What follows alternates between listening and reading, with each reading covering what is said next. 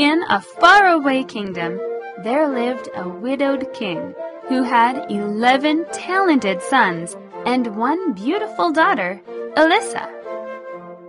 Let me read the story to you. How about the story of Sleeping Beauty? Yeah, it's great. I would love you to read that story. That's nice. They lived together happily and peacefully until the king married a wicked queen. She was a witch who didn't love the poor children at all. She sent Alyssa to live with a poor peasant and his wife in the country.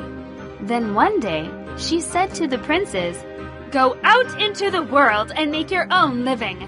Fly away like big birds without a voice." But the queen couldn't make them ugly as she wished, for they were turned into 11 magnificent white swans. With a strange cry, they flew out of the palace window, across the park, and into the woods.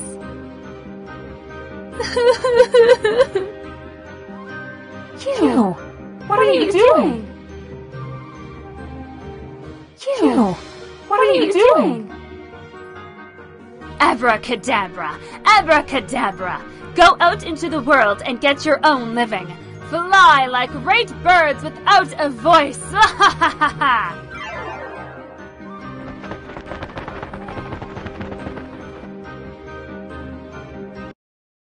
At 15, Alyssa was allowed to return home. As soon as the queen saw how beautiful she was, she became full of spite and hatred towards her. She took 3 toads and put them in Alyssa's bathtub. The queen ordered one toad to sit on Alyssa's head to make her stupid, one on her forehead to make her ugly, and one on her heart to make her cursed. Amazingly, when they touched Alyssa, they immediately turned into 3 red poppies floating on the water. She was too kind and too innocent for witchcraft to have any effect on her. The queen then rubbed Alyssa's face with walnut juice and tangled her beautiful hair to make her terribly ugly. When the king saw her, he was very shocked and declared she wasn't his daughter.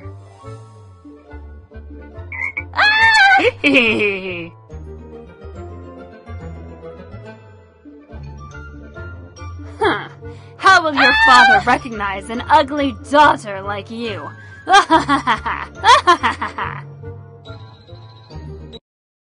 Sorrowfully, Alyssa stole away from the palace and wandered all day long in search of her brothers until she came to a great forest.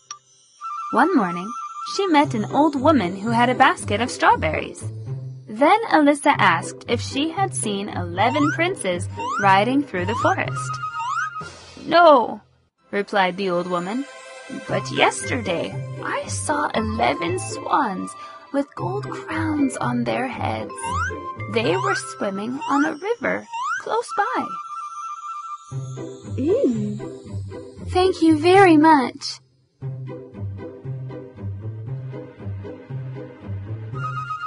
"Have you seen 11 princes riding through this forest?" "No, I haven't. But yesterday I saw 11 swans with gold crowns on their heads. They were swimming in a river close by." Alyssa set off along the bank of the river until it flowed into the deep, wide ocean. Just at sunset, she saw 11 white swans with golden crowns on their heads flying toward the shore. The swans came down near her. As the sun disappeared over the horizon, the feathers of the swans fell off, and 11 handsome princes, Alyssa's brothers, stood near her. Alyssa was overjoyed as she found her brothers. She rushed into their arms, calling them each by name.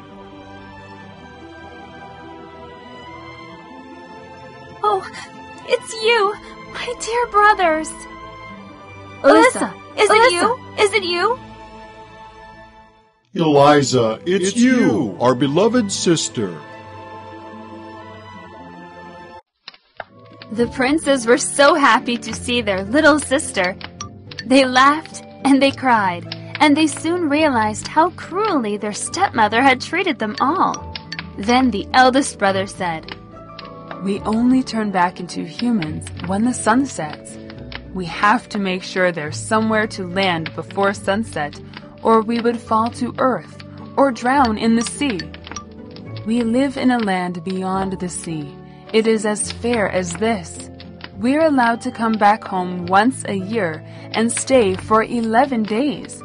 But we have to cross for a long distance, and it takes us 2 days to reach it. Along our course, there is no island, but only a little rock rising from the sea that we can land on.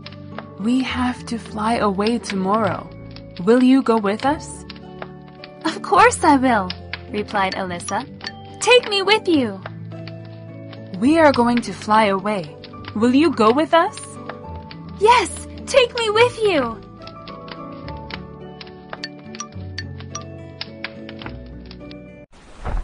They spent the whole night making a net of pliant willow and rushes. When the sun rose, the princes again became swans. They took the net in their beaks and flew up to the clouds with Alyssa, who still slept. When Alyssa woke up, they were far from the land. Suddenly, black clouds gathered. Strong wind blew, and the lightning burst forth, flash after flash. In terror, Alyssa watched the sinking sun, but the rock was nowhere in sight. Being exhausted, the swans skimmed over the sea. Fortunately, they landed on the rock by the time the sun disappeared. Wow! It's amazing!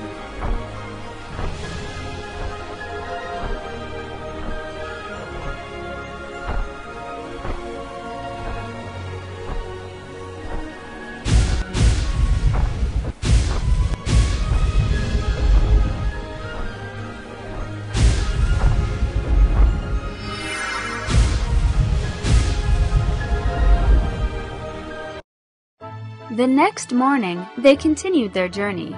Before sunset, they came to a large cave, covered in delicate green plants. They fell asleep because they were so tired. Even in her sleep, Alyssa kept on praying for her brothers.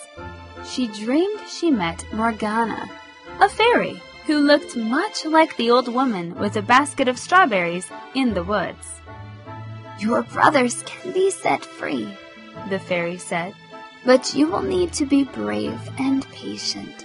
You must pick the nettles that grow by the cave or on the graves in churchyards and crush them into flax. Weave the flax into 11 coats. Then throw the coats over the swans. Only then will the spell be broken. But remember that from the moment you start your task until the moment it is done, you must not speak a single word. Just one word will strike your brothers' hearts like a deadly knife.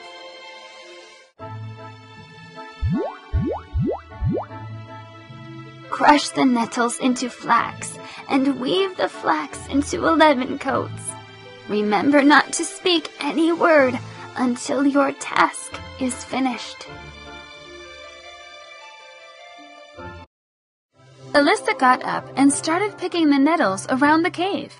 Despite getting great blisters on her hands, she determined to bear it gladly. She bruised the nettles with her bare feet and spun the flax. When her brothers returned at sunset and saw her hands, they wept. How miraculous it was! Their tears fell on Alyssa's burning hands and soothed the pain away. Oh, Alyssa! Your hands are oozing blood!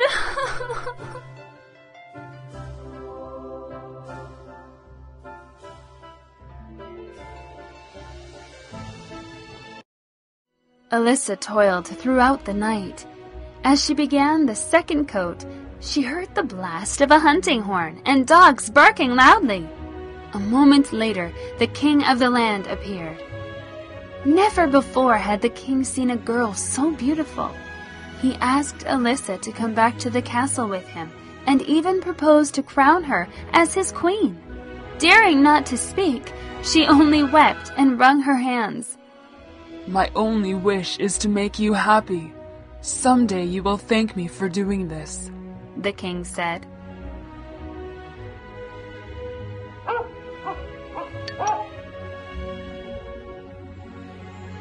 What are you doing here? Come back to my castle with me.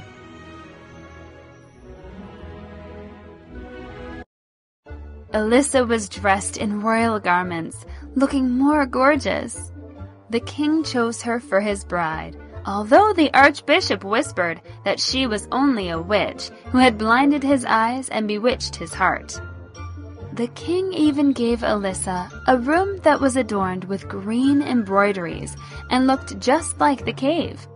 On the floor lay the bundle of flax she had spun from the nettles, and on the wall hung the coat. The archbishop kept on whispering wicked words in the king's ear, but they didn't reach his heart. Meanwhile, Alyssa loved the king with all her heart, and her eyes beamed with the love she dared not speak. At night, she came to the room and quickly wove one coat after another, but when she began the 7th, she ran out of flax. She had to go to the churchyard and gather the nettles herself. I brought all your things to help you feel at home here. Oh, my coats and flax! Your Majesty, she's a witch. She'll harm you and this land. Terrified, as if she were doing some evil thing, Alyssa went to the churchyard where old witches were sitting in a circle on the large gravestone. But Alyssa didn't know that the archbishop followed her and secretly told the king what he had seen. I'm not scared. I'll definitely save my brothers.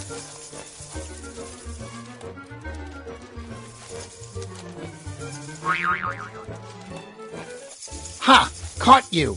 We know you are a witch, and you will pay the price. The king became gloomy with suspicion in his heart, but poor Elsa didn't know why, which made her anxious. When Alyssa almost completed her task and only one coat was lacking, again she ran out of flax. Once more, she had to go to the churchyard. When Alyssa went, the king and the archbishop followed her. Seeing the witches on the tombstones, the king thought she was among them. Let the people judge her, he said. Just touch this item and you will fall into a sleep for 100 years. That's normal. Just bite my apple and you will die.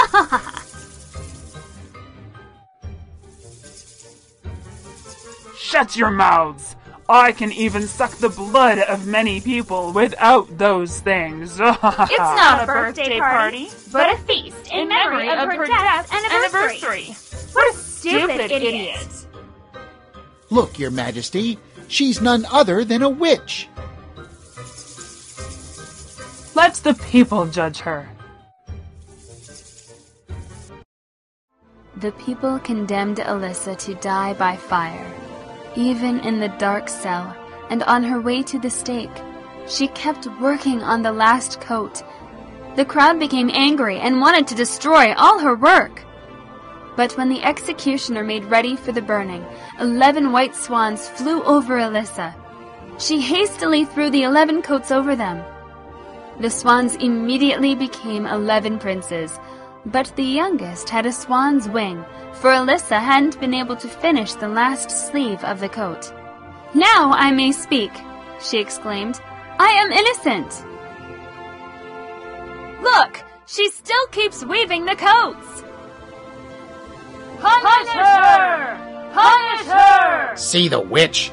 She sits there with her magic coats. Let us tear them into 1,000 pieces.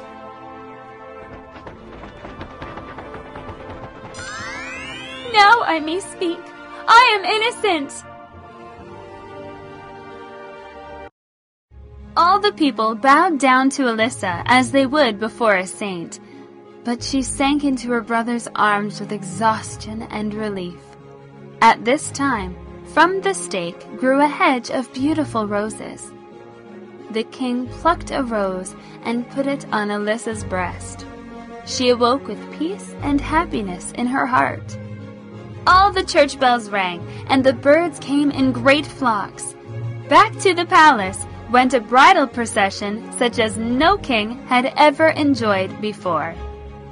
Alyssa finally broke the spell and saved her brothers. The brave little princess was really a shining example for us to follow, wasn't she?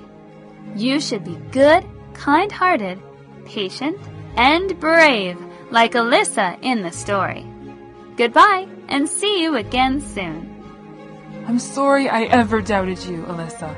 From now on, we'll live together happily forever. Yes, Your Majesty. Oh, Your Majesty, please forgive me. I see my mistake.